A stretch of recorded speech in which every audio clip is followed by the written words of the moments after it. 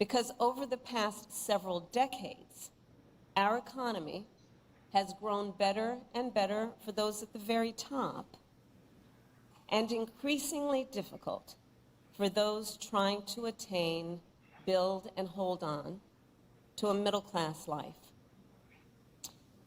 In many ways, this is what this election is all about.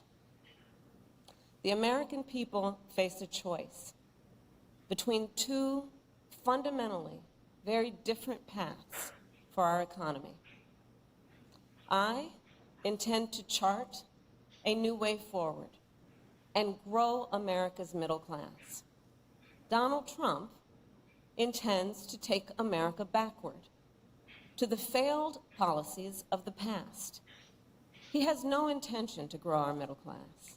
He's only interested in making life better for himself and people like himself, the wealthiest of Americans. You can see it spelled out in his economic agenda.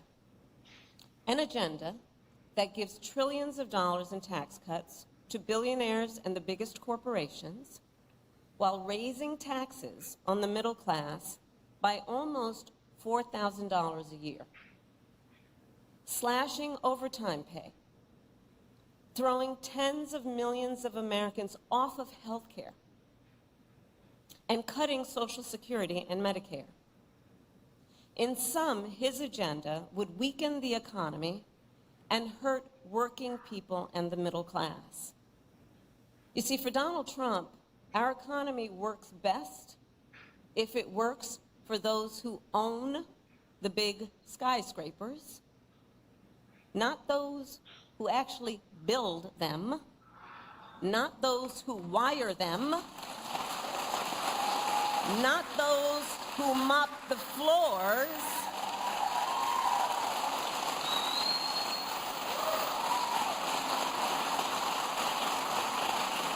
well, I have a very different vision. I have a very different vision for our economy. I believe we need to grow our middle class and make sure our economy works for everyone, for people